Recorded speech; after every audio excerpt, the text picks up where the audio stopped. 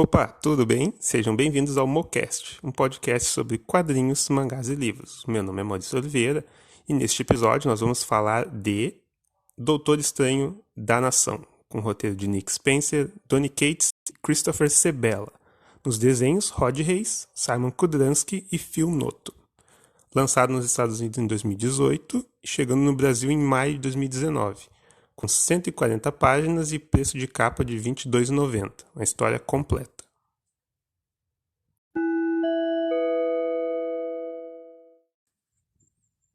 A sinopse do gibi é a seguinte: Las Vegas está totalmente destruída por conta dos eventos de Império Secreto. E o Doutor Estranho, que está com novos poderes, acredita que pode ressuscitar a cidade inteira. Obviamente que isso daí não dá muito certo e ele acaba trazendo junto das almas todo o reino do Mephisto. Ele é capturado juntamente com os Vingadores. Resta ao Wong, que é o amigo do Stephen, reunir uma equipe bastante peculiar para tentar combater as forças do inferno. Essa é a história aqui. Então, é um gibi bem divertido, uma leitura ágil, não me deixou cansado em nenhum momento. E eu gostei que tem foco em heróis que não são muito explorados, né? A equipe que aparece aqui é formada por Blade, Senhor Lua, Elsa Bloodstone, Irmão Voodoo, Homem-Coisa, Motoqueiro Fantasma, Wong, Bats, que é o Cachorrinho Fantasma, Punho de Ferro e uma participação do Ben Reilly, que é o Aranha Escarlate. Você já deve ter notado que é uma equipe bem extensa, né? Então aí já temos um dos probleminhas do gibi, que é a divisão de tempo entre os personagens. O Blade, o Wong e o Motoqueiro Fantasma são os que aparecem mais, mas o restante eles têm momentos, né? Uma fala engraçadinha aqui, uma fala engraçadinha lá, mas não aparecem tanto quanto poderiam. A Elsa, ou Elsa Bloodstone, o Irmão Voodoo e o Senhor Lua, eles ainda assim, apesar de terem momentos pequenininhos, né, pontuais, ainda são participações bem agradáveis. O que eu não posso dizer do Punho de Ferro e do Aranha Escarlate, por exemplo, que em determinado momento eles simplesmente desaparecem. Eu até fiquei sabendo que tem um tie-in, né, uma história separada com foco neles, mas como nesse gibi aqui já tem a conclusão da história, eu acho que essa jornada separada deles não ia servir para muita coisa, né? Mas no caso para a história completa. Talvez para quem curta esses dois personagens, ler esse tie-in possa ser interessante. O que me agradou bastante também é o clima de aventura. Tem aquela dinâmica clássica, né, do grupo que não consegue se encaixar. E aí, felizmente, o roteiro consegue criar alguns diálogos bem engraçados. Assim. Por exemplo, mini spoiler agora, tem uma parte onde a Elsa ela tá listando os tipos de pessoa que estão ali na sala e ela diz, inclusive tem um psicopata. Aí segue mais uns quadrinhos assim, e aí aparece o Senhor Lua olhando pro lado e falando assim: quem será que ela tá chamando de psicopata? Eu gostei bastante dessa tiradinha assim. Com relação à arte, no geral, ela tá bem bacana. Eu destaco o trabalho do Rod Reis e do Kudranski. Só tem um capítulo em específico que é com foco no motoqueiro fantasma, que aí nessa parte a arte ela dá uma caída e eu não gostei tanto. Assim. Que o motoqueiro fantasma ele é um personagem que tem um design tão bacana, e aí quando eu vejo ele, eu quero que alguém consiga desenhar ele assim, de uma maneira sinistra, assim, e realista na medida do possível. Sendo que é uma caveira com a cabeça em chamas. Né? Agora, o nome do gibi ser Doutor Estranho da Nação, eu acho até meio estranho. Porque o Stephen Strange mesmo, ele aparece pouquíssimo na história. Então, o foco é mesmo nos Filhos da Meia-Noite, que é o nome desse grupo, né, formado com esses heróis místicos aí da Marvel. E, por exemplo, o Motoqueiro Fantasma, que é também alguém que tem bastante destaque nessa história, eu acho que poderia ser o nome da história, né? Motoqueiro Fantasma da Nação, que eu acho que teria mais sentido com o que a gente vê aqui no gibi. O tão falado Mephisto, ele aparece aqui nesse gibi e, na verdade, ele atrapalha um pouco. Eu achei, até quando desenham ele, assim, ele tá bem caricato e ele me pareceu meio... Faz umas piadinhas, assim, umas tiradinhas cômicas que não combinam, né? Acho que...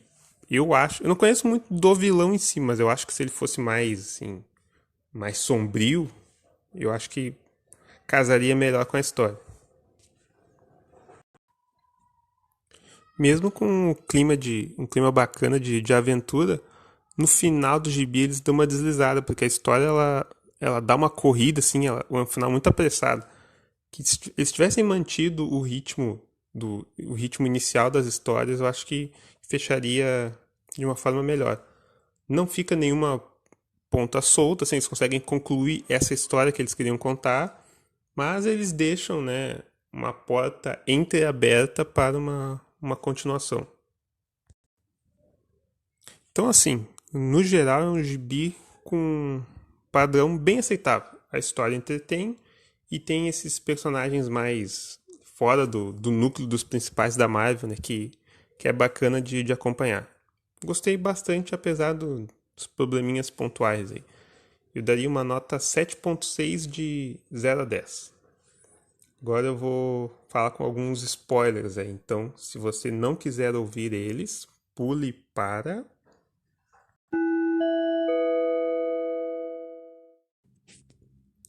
10 minutos e 16 segundos.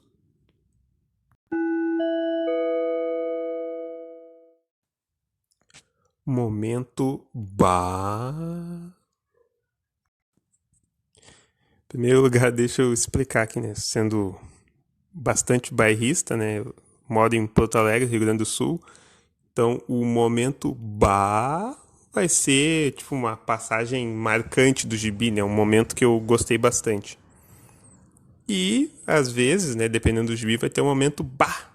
Que esse ba mais curto será para alguma parte que eu não gostei, né? Alguma falha do gibi, enfim. Aos pouquinhos vocês vão entendendo aí. Tem uma cena específica ali da Elsa Bloodstone, né? Ela tá discutindo com o Blade, falando, pô, vampiro, vai me dizer que tu é caçador de vampiro? Eu nunca vi um vampiro na vida. E aí o Blade só fala assim, pois é, de nada. Eu ri bastante dessa passagem, eu gostei muito dessa tiradinha, assim. Então, pra mim, nessa edição, esse é o momento bah. Algo que me chamou a atenção também é o motoqueiro fantasma que ele vira o rei do inferno na conclusão do gibi, né? Gostei bastante dessa posição dele. Eu não sei se que fim levou isso, se ele depois disso o motoqueiro fantasma teve uma fase dele sendo o rei do inferno. Até se alguém souber aí, puder me informar, se ele tem uma fase como rei do inferno, eu gostaria de procurar por aí. E aí, bem no finalzinho do gibi ali, depois que eles concluem a história principal, tem um epílogo que me deixou bastante empolgado. Tá o Doutor Estranho ali reunido com todo o pessoal dos Filhos da Meia-Noite e eles estão tentando ver uma maneira de resgatar o Johnny Blaze, que é o motoqueiro fantasma. Que ele ficou de rei do inferno, só que no caso ele não pode retornar para a Terra, né? Então eles estão tentando ali organizar como é que eles podem resgatar ele. E aí eles estão discutindo ali e tal, e eles pensam assim, pô, só nós aqui não vamos ser o suficiente para resgatar ele, né? E aí o Doutor Estranho fala assim, ele joga assim na mesma pasta com vários personagens e diz, quem disse que é só a gente? E aí aparece assim a foto dos personagens, são vários outros personagens místicos que não apareceram aqui. Aí aparece ali a magia, né, dos Novos Mutantes, que é a Illyana. Aparece a Feiticeira Escarlate. Dentre outros ali, que aí eu pensei, opa, Eu leria. Eu não sei se teve essa saga depois ali, mas se fizer essa parte eu gostaria de ler, porque me chamou bastante atenção esse final aí e a possibilidade da equipe ficar maior. Então, pessoal, por hoje era isso. Esses são os meus comentários sobre Doutor Estranho da Nação. Eu gosto bastante de ler gibis, mangás e livros e eu tava com essa ideia de tentar expor os meus pensamentos, né? E eu achei que esse formato de podcast seria um bom início aí. Mas então tá, pessoal. Concluindo aí o episódio piloto. Para quem chegou até aqui, espero que tenha gostado. E nos vemos no próximo episódio. Valeu aí, um abração. Até mais.